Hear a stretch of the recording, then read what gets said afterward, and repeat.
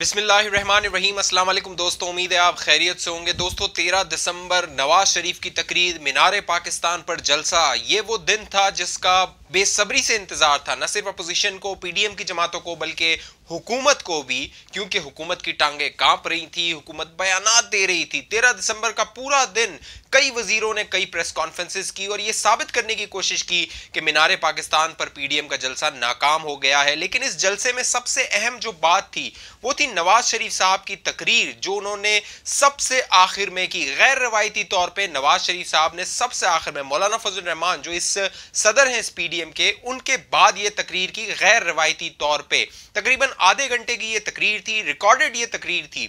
London में ये पहले दिन के टाइम रिकॉर्ड करवाई गई थी और रिकॉर्डेड तकरीर सबसे आखिर में 13 दिसंबर को ये जो जलसा हुआ मीनार पाकिस्तान पे, उस पर प्ले की गई। इस पूरी तकरीर में नवाज शरीफ साहब ने जनरल बाजवा और जनरल फैज, आर्मी चीफ और डीजीआईएसआई का नाम नहीं लिया।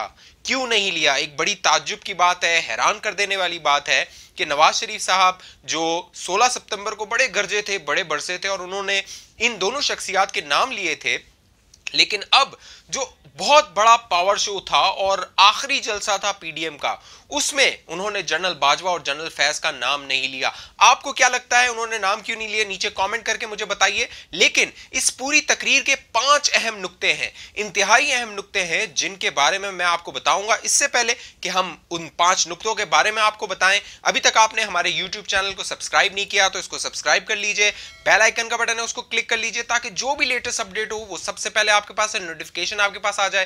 फेसबुक पे अगर ये वीडियो देख रहे हैं तो हमारे पेज को लाइक कीजिए, फॉलो कीजिए, इस वीडियो को लाइक कीजिए और इस वीडियो को शेयर कर दीजिए। तो दोस्तों, नवाज शरीफ साहब की जो तकरीबन आधे घंटे की तकरीर थी, उसका पहला जो नुक्ता था वो था 2018 के इंतखाबात। नवाज शरीफ साहब जब जब तकरीर करते हैं, चाहे उन्होंने गुजरावाला में की, चाहे उन्होंने कोयटा में की, चाहे उन्होंने अब लाहौर में की, उनका पहला नुक्ता जो होता था वो था 2018 के इंतखाबात। लिहाजा मीनार पाकिस्तान की तकरीर में भी उनकी जो तकरीर का पहला हिस्सा था वो था 2018 में इंतखाबात में जो दानली की गई। उन्होंने कहा कि सिलेक्टेड को लाया गया, एक कठपुतली को लाया गया इमरान खान की सूरत में, ताकि अपने मर्जी के फैसले करवाए जा सके। उनका इशारा उन्हीं 2 शख्सियात की जानिब था, एस्टैब्लिशमेंट की। लेकिन अहम बात यह थी कि इस तकरीर में उन्होंने उनके नाम नहीं लिए। चौथा नुक्ता, उसमें मैं आपको बताऊंगा कि ये नाम क्यों नहीं लिए और उन्होंने, नवाज शरीफ साहब ने क्या कुछ कहा।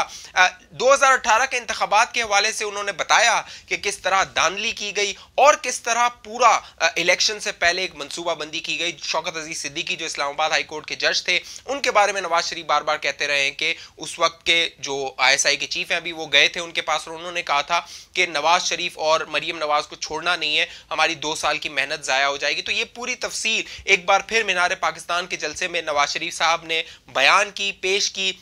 इसके अलावा जो दूसरा नुक्ता नवाज शरीफ की तकरीर का था, इस आधे घंटे की तकरीर का था, वो था जो इमरान खान बार बार कहते हैं कि मैं एनआरओ नहीं दूंगा। और अब इस तकरीर के बाद भी इमरान खान ने ट्वीट किया और ये वाजे किया कि कुछ भी हो जाए मैं एनआरओ नहीं दूंगा। तो नवाज शरीफ साहब ने कहा कि तुम्हारी तो कोई हैसियत नहीं है, इमरान खान को कहा कि तुम एनआरओ दे सको।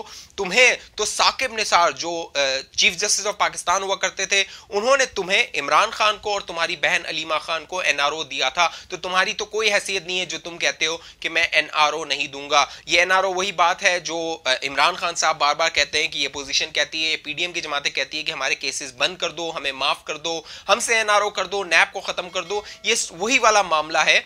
लेकिन नवाज शरीफ साहब ने अपनी आधे घंटे की तकरीर में कहा कि तुमसे मैं एनआरओ ना मांग रहा हूं ना तुम दे सकते हो। तीसरा जो नुक्ता इस तकरीर का था, नवाज शरीफ साहब की तकरीर का था, वो इंतहाई अहम था। उन्होंने 2 मुल्कों के नाम लिए, उन्होंने चीन और सऊदी अरब के नाम लिया और कहा कि इस सिलेक्टेड हुकूमत ने, जो इमरान खान की सिलेक्टेड हुकूमत है, जो उनको लेकर आया गया है 2018 के इंतखाबात में दानली करके, तो इन दोनों मुल्कों के जो ताल्लुकात हैं पाकिस्तान के साथ, वो खराब हुए हैं पिछले 2.5 साल में। चाहे वो चीन के साथ ताल्लुकात हों, चाहे वो सऊदी अरब के साथ ताल्लुकात हो, इन दोनों ममालिक के साथ, क्योंकि चीन के साथ पूरा एक पाक चाइना इकोनॉमिक कॉरिडोर है, उस पर जब नवाज शरीफ साहब की हुकूमत थी तो तकरीबन 60 अरब डॉलर का ये पूरा प्रोजेक्ट था। उसके हवाले से अब चीन अपने खदशात जाहिर करता रहा। यह भी हुआ कि बहुत सारे ऐसे प्रोजेक्ट्स थे जो रुक गए। पिछले 2.5 साल में आपने नहीं देखा होगा कि बहुत कुछ सीपैक के तहत बड़े प्रोजेक्ट्स या मंसूबों का इफ्तिताह किया गया हो। जबकि नवाज शरीफ साहब की हुकूमत थी तो बार बार आप देखते थे खबरों में कि प्रोजेक्ट्स का इफ्तिताह किया जा रहा होता। तो चाइना ने भी अपने रिजर्वेशंस का इजहार किया, अपने तहफुजात का इजहार किया। शुरू में रजाक दाऊद जो इनके मिनिस्टर है कॉमर्स, उन्होंने कुछ फाइनेंशियल टाइम्स को बयानात दे दिए थे कि हमें रिविजिट करना होगा, हमें दोबारा देखना होगा जो मनसूबाबंदी हुई है, जो प्रोजेक्ट साइन हुए हैं उनको। तो चाइना बार बार अपने तहफुजात का इजहार करता रहा, लेकिन चाइना सपोर्ट भी करता रहा पाकिस्तान को। उसकी रीसेंट एग्जाम्पल, अभी एग्जाम्पल यह है कि सऊदी अरब ने जो लोन दिया था, कर्ज दिया था पाकिस्तान को, वो सऊदी अरब ने वापस मांग लिया और पीर वाले दिन तकरीबन $1.5 अरब जो है वो सऊदी अरब को वापस किए जाएंगे, जो कि ये जो वापस इस तरह किए गए कि चीन ने पाकिस्तान की इमदाद की, चीन ने पाकिस्तान को पैसे दिए तो अब वो सऊदी अरब को दिए जाएंगे। तो नवाज शरीफ साहब ने अपने तीसरे नुक्ते में बताया कि चीन और सऊदी अरब के साथ पाकिस्तान के ताल्लुकात पिछले 2.5 साल में खराब हुए हैं और खराब इस हुकूमत की नाअहली और कम अक्ली की वजह से हुए, जिस तरह ये खारजा पॉलिसी को डील करते रहे हैं। जो चौथा नुक्ता था वो इंतहाई अहम था नवाज शरीफ साहब की तकरीर का, वो ये था जो कि मैंने शुरू में आपको कहा कि इस तकरीर में तकरीबन आधे घंटे की तकरीर में उन्होंने ना जनरल फैज का नाम लिया, DGISI का, ना आर्मी चीफ जनरल बाजवा का नाम लिया। और ये शॉकिंग था एक, क्योंकि सोचा ये जा रहा था कि शायद नवाज शरीफ साहब ब्लास्ट करेंगे, क्योंकि मुझे भी जो जराए बता रहे थे कि नवाज शरीफ साहब की जो 13 तारीख की तकरीर होने वाली है उसमें वो कई और इल्जामात हैं शायद वो इन शख्सियात पर लगा सकते हैं। लेकिन नवाज शरीफ साहब ने बार बार इल्जामात बहुत लगाए, लेकिन नवाज शरीफ साहब ने बार बार ये कहा कि मुझे पैगाम भिजवाया जाता है कि हमारे नाम ना लो। और इस पूरी तकरीर में नवाज शरीफ साहब ने पहली बार इन दोनों शख्सियात के नाम भी नहीं लिए। तो इससे साबित होता है कि बिहाइंड द सीन, जो मैं बार बार अपनी वीडियोस में आपको बता रहा था कि पैगामात भिजवाए जा रहे हैं और कहा जा रहा है कि हमारे नाम ना ले, तो नवाज शरीफ साहब इस बात का पास रखा। नवाज शरीफ साहब ने मीनार पाकिस्तान की तकरीर में और DGISI और आर्मी चीफ का नाम नहीं लिया। तो इससे आप भी गैस कर सकते हैं कि मामला कहीं ना कहीं सुलझ रहे हैं।